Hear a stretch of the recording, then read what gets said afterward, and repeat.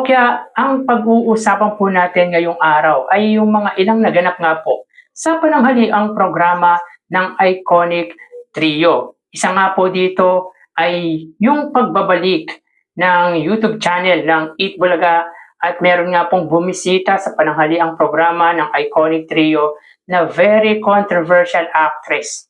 Ito po ay from Kapuso Network na unexpected po na bibisita sa Eat Bulaga. And of course mga kaparokya, yung kapanak-panabik at hinihintay ng nakararaming viewers ng Eat Bulaga, ang heart-to-heart segment na special edition nga po para kay Riza May Dizon. Yan ang ilan sa pag-uusapan natin ngayong araw po mga kaparokya. Pero bago natin talakayin yan or umpisahan pag-usapan yan, ay humihiling ako sa inyo na pakisubscribe ang aking YouTube channel.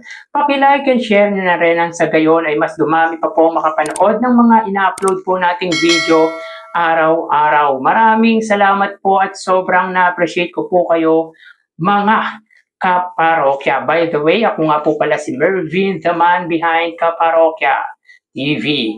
Kamusta kayo mga kaparokya? Naway nasa mabuting kalagayan po kayo habang pinapanood nyo po ang video ko na ito. So sa mga Team OFW, magsiingat po kayo kung saan man po kayong dako na naroon. Of course, sina-shoutout ko po yung mga viewers natin na nagtatrabaho abroad. Tulad nga po ni Ma'am Elizabeth Pangilinan na solid viewers po natin na galing or nagtatrabaho nga po sa Singapore. And of course, si Ma'am Irene Quiles, si Ma'am Jeanette Encaja, at marami pa pong iba. So mag-ingat po kayo palagi mga kaparokya dahil para sa akin, kayo po ang tunay na bayani ng bansang Pilipinas.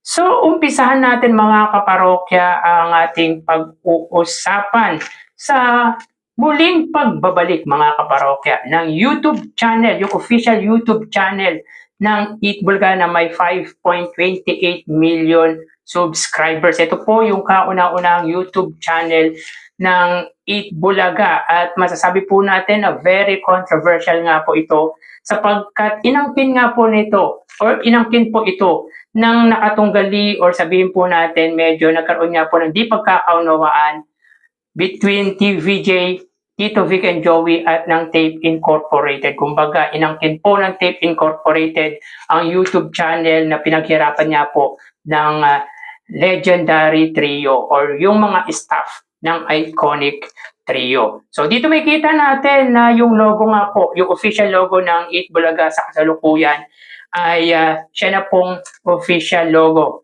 ng YouTube channel na meron nga pong 5.28 million subscribers. So magagamit na po ba ito mga kaparokya o mas pipiliin ng Eat Bulaga na ipagpatuloy ang kanilang main YouTube channel na kasalukuyang ginagamit under Eat Bulaga TVJ? Pero kung akong tatanungin mga kaparokya, ay mas mabuting wag na lang nilang gamitin sapagkat magugulo or malilito po ang inyong lingkod sa pagkandak ng online viewership. Well, kidding aside lang po mga kaparokya, nasa Eat Bulaga po ang desisyon kung gagamitin nga po nila ang official YouTube channel nila na very controversial. But anyway, congrats sa Eat Bulaga.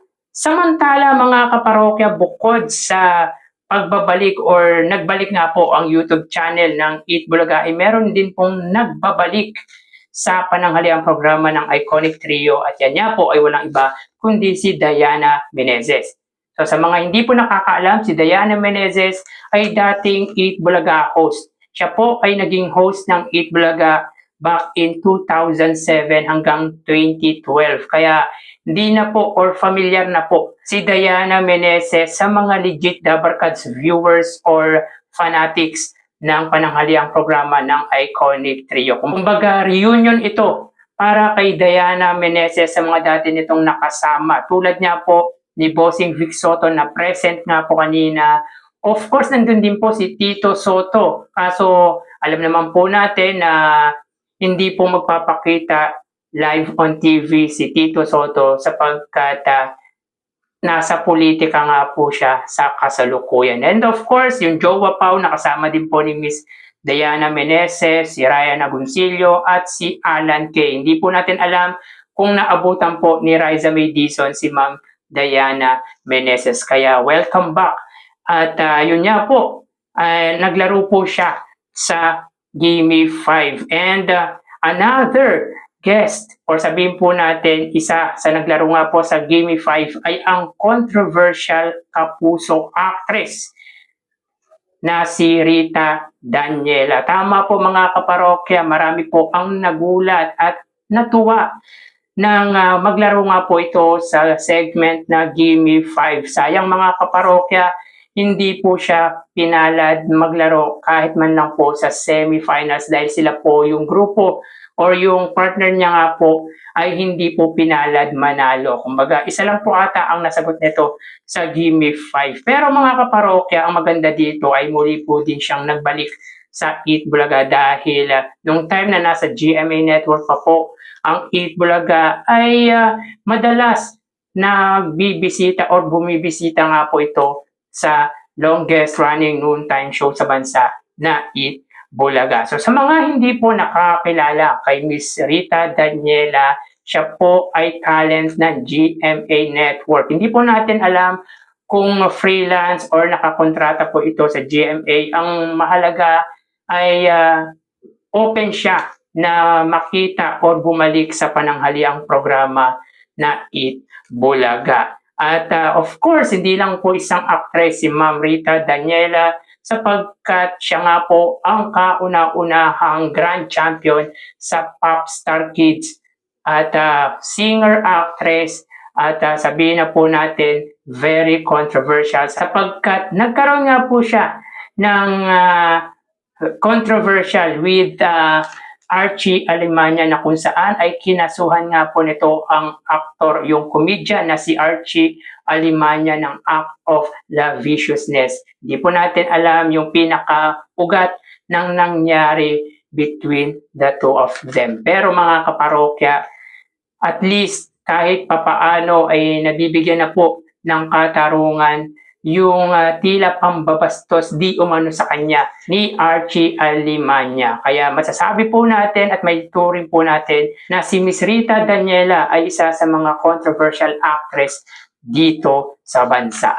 At sino mga kaparokya yung nakapanood ng Heart to Heart segment kung saan special edition ito para kay Riza May Dizon. So, kanina mga kaparokya sa episode ng Heart to Heart ay makitang masaya si Riza May Dizon dahil nagulat din po siya sa kanyang napili. At ito nga po ay yung childhood crush niya po na si Jacob. Si Jacob po ay dati naging parte ng segment ng Eat Bulaga na That's My Boy na talagang crush na crush daw ni Riza May Dizon nung bata pa po siya.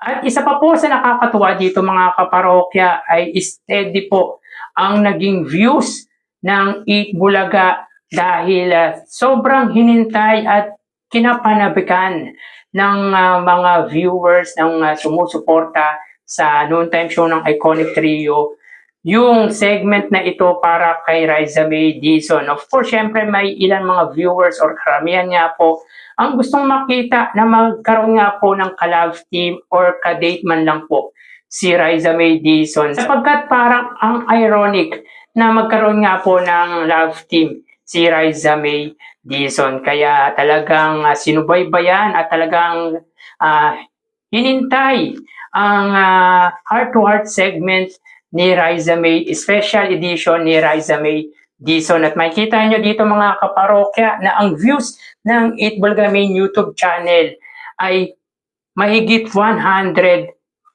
views. 190,000 to be exact mga kaparokya. Ibig sabihin ay talagang hinintay at talagang naging excited na makita or mapanood ang special edition na ito ni Riza May Dizon para sa Heart to Heart segment.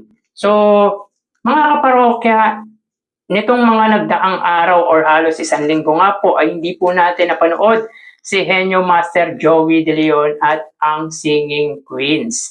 Of course, si Joey De Leon or si Henyo Master malamang ay nasa bakasyon sapagkat pag ganitong mga matatagal na araw na lumiban po ito sa Itbulaga. Most likely ay nasa abroad po ito. Kumbaga, nagbakasyon abroad. Alam naman po natin na si Joey De Leon ay isa sa kinahiligan na po nito bukod sa pagpipinta ay ang pagta-travel. Kaya siguro mga kaparokya, isang linggong wala si Henyo Master sa pananghaliang programa. Ganon din po ang Singing Queen.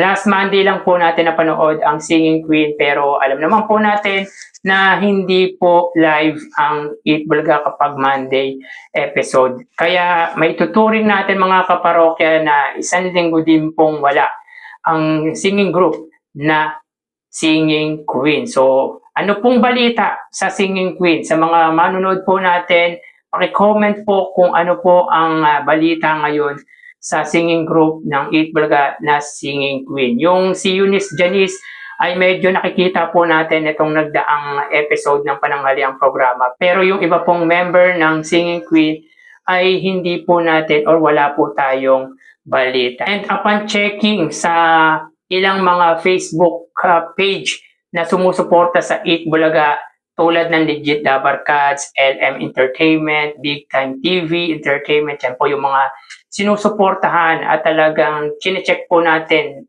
kung may write-up sila regarding sa Eat Bulaga, ay may nakita nga po tayo na nag-perform po sila sa isang event ng BIR.